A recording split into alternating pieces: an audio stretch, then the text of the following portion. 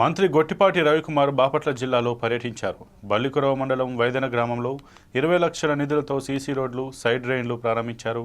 దివ్యాంగులకు ఉచితంగా electric tricycles పంపిణీ చేశారు. అనంతరం ప్రజా దర్బార్ నిర్వహించారు. గ్రామ ప్రజలు ఎదుర్కొంటున్న సమస్యలను అడిగి తెలుసుకున్నారు. త్వరలోనే వాటిని పరిష్కరించాలని అధికారులకు ఆదేశాలు జారీ చేశారు. ఎన్నికల్లో ఇచ్చిన హామీ నూతన నిర్మాణ పనులకు శంకుస్థాపనలు చేసినట్లు మంత్రి తెలిపారు.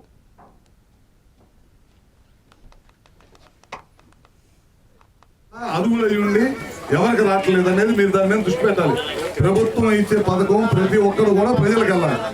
అర్థమైందా? అది మాత్రం మీరు నెగ్లెక్ట్ చేస్తే ఊరుకోండి. ఇది చాలా సీరియస్గా తీసుకోండి. ప్రతిదీ కూడా కిందకి వెళ్ళిపోవాలి.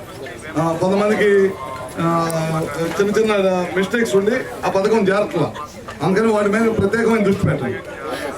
అదొకటి. ఇంకా పిల్లల చదువు కోసం అని చెప్పి డబ్బులు ఇస్తా ఉన్నారు. నెక్స్ట్ మంత్ మనకి నెక్స్ట్ పిల్లలు స్కూల్కి వెళ్ళే లోపల డబ్బులు రెడీ చేస్తున్నారు. అదొకటి.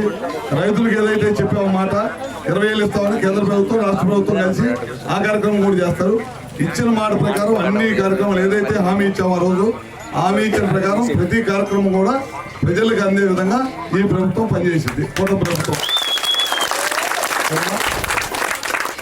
ఇంకా మీకేమన్నా సమస్యలు ఉన్నాయమ్మా? మన ఊర్లో మీ కాలనీలో లేదని చెప్పాలి.